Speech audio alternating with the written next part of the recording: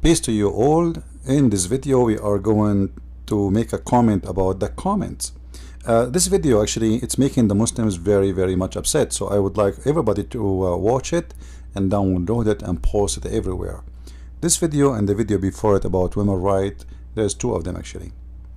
Now here there's a Muslim. He is so upset because, as usual, you know, all Muslims are so upset because of what I do, because they notice how stupid their religion is. And you know, especially I'm showing a reference and showing in the screen everything you need to know about the stupid religion of Islam, which is nothing but a collection of fairy tale stories and legends of old generations before Islam. Actually, even the Quran says that people, they accuse Muhammad that he is a thief and he is stealing collections of legends of others. So the Arab, they knew already that this is nothing but a legend. Alright, you see here, Inna hada illa asatirul awwalin. This is nothing but the fairy tale stories of the old nations before you. Alright, do you see it?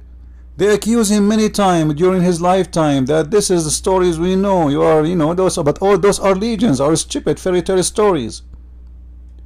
And Muhammad, with no shame, still he collect them and he put them as part of his books. Look how many times they keep saying to him, those are legends. It's all over the Quran. You see it? Here we go. It's a tales, fairy tale stories. The fact the word asatir is not only a tale, it is it's exaggerating of stupidity, you know, like Astura.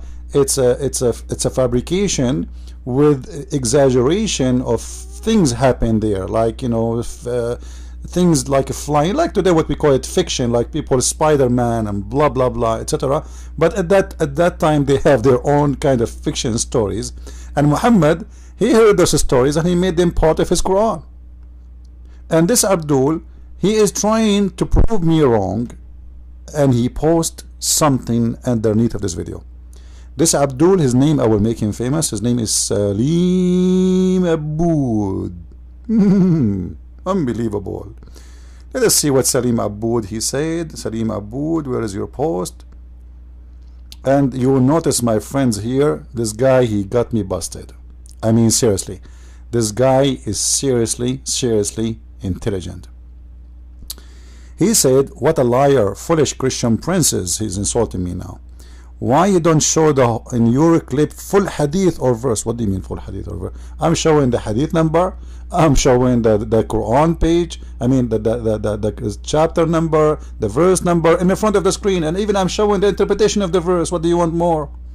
But look, he wanted to get me busted, and this guy is smart. Actually, this guy, he reminds me of a smart guy like him. His name is Dr. Zakir Naik. You know, Zakir Naik once, just to show you how smart the Muslims are, once they asked him why there is no women, she is a prophet in Islam, he said, first of all, brother sister, let me assure you that in Islam there is no woman to the prophet. However, the reason there is no woman to the prophet in Islam, because if a woman to become a prophet, you have to read the congregation. If you read the congregation, you have to bend over. If you bend over, that would disturb the Muslim prayer. Thank you very much. So the smart Abdul saying that there is no woman in Islam is a prophet because if she bend over, every Muslim will look at her ass. May Allah ask you with this intelligence. And this guy is exactly the same. He decided to defend his prophet, but he did expose him more. Look what he said. Read the Jewish view in the flying carpet of Solomon. You idiot. This is not the Jewish view, you dummy donkey monkey. this is the Jewish legends. You idiot. Do you even Muslims read? Oh, I forgot, you are a follower of the illiterate Muhammad, the prophet of the hummus. Actually, even hummus is not even your mate. Even in the Arabian Peninsula, they have no idea what hummus is. Let us click at the link he gave us to show you how this guy is an official donkey like he's a prophet. He is trying to prove to us, remember, if you go back, he is trying to prove to us the flying carpet there. Alright? The flying carpet. and I have to show you that this is what he's trying to show us, that the flying carpet is not a stupid story, it's real. So he want to convince us that the flying carpet is a real story and it is not a fiction. For sure he will win. You know, I mean, who in the world can deny that the flying carpet is real? Where is his post? What happened? I'm trying to find his post. Salim Aboud.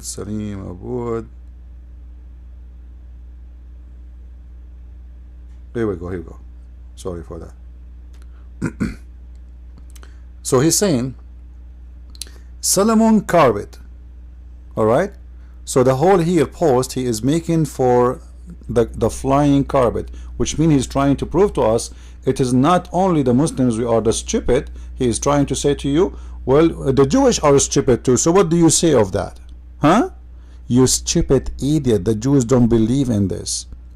And I will show you from the website you gave us. This is the website you gave us. As you see, I click, we open it.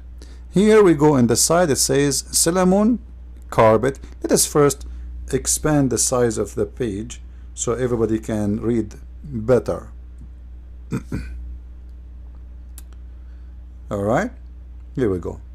You are the one who mentioned the carpet, by the way.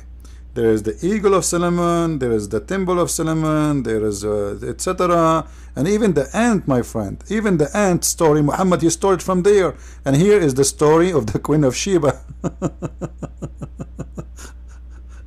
By the way, do you know that your prophet, he mentioned in the Quran that when Solomon he died, he was dead, and the interpretation explain more details, that when he died, he died and he was standing up, and the reason for 1 year, guys, nobody noticed that this guy is dead. Some stories face for a couple of months, or like 6 months. For 1 year he is standing dead and nobody noticed that he is dead. And how they notice he is dead? Because the termite, they ate his stick and then he fell down. Unbelievable story. I mean, a king, he died, and the ministers and the wives and the soldiers, nobody noticed that he is dead. They go to his throne and he's standing there. No comment. Now we click at the Solomon carpet. Do you see it, Abdul? This is what you choose for us from the same page. I will go a little bit up, a little bit up, a little bit up, and I got a surprise for you, Mr. Donkey. I hope donkeys will not feel insulted for calling a Muslim a donkey. Do you see what it says here, Abdul? Importance in Jewish legends. Do you see it? This is legends. This is nothing to do with the Bible, and this is nothing to do with the true belief. Those are collection of legends. The Jews, they tell their stories or the fairy tale stories for their children. So the Jews agree that those are legends, and you can read the whole Testament, the Old Testament, and you will not find any of those stories there. Why? Because simply they are stupid legends.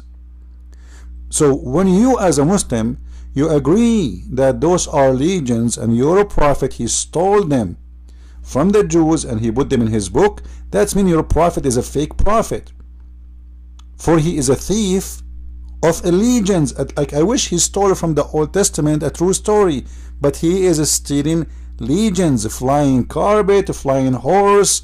You know, do you know that he mentioned the Suleiman, he used to have a flying horse before the flying carpet, but because he slaughtered him, when he get angry, Allah replaced the flying horse with the flying carpet. And I can show you Aisha, she heard about the flying carpet and the flying horse, sorry. She used to play with the toys with it, and this is why Muhammad, he come with the story of the flying mule he have. He call it al-buraq.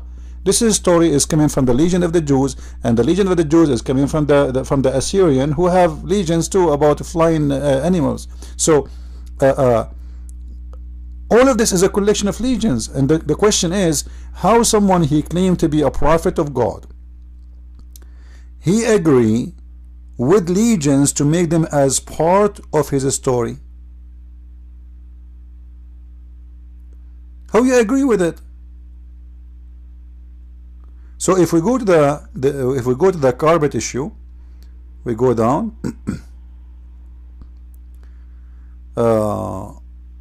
Like here as an example, the story of a ceremony judgment, you know, it's all of this is a collection of legends, you know. And then we go down to the carpet. Let's go to the carpet. The eagle of Sulaiman. The Quran speak about the hudhud. All right. And here the carpet, you will see it's exactly the same story. With you know, like Muhammad, he just make it shorter, and you know, you will see here that the flying carpet, you know, it carry all his kingdomship. And you know, read with me here, you know. You see it?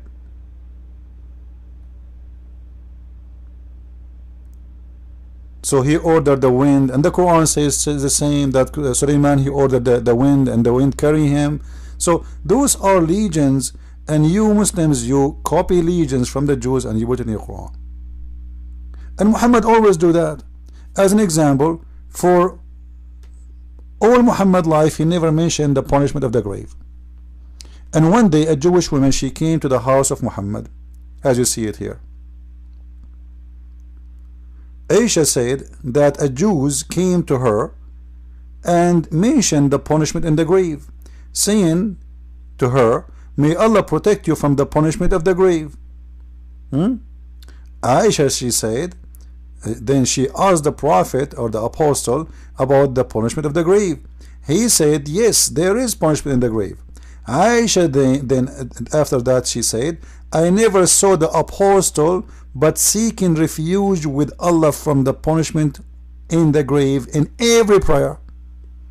If you analyze this hadith with me, you will notice that Muhammad, he never mentioned the punishment of the grave ever before, until a Jew told Aisha about the punishment of the grave. Aisha, she told Muhammad about the punishment of the grave, and since then Muhammad, he cannot pass a day without saying, I seek Allah refuge, I seek refuge to Allah from the punishment of the grave. I mean, if the punishment of the grave is so scary, and Muhammad, he is a prophet of Allah, how come he never heard of it until the Jew, he told him, and then he stuck with it? And the proof that Muhammad never mentioned it before, because Aisha, why she is surprised?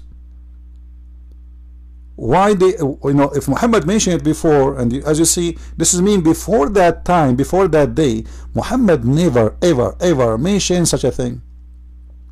And this is one of the part of the Jewish legends,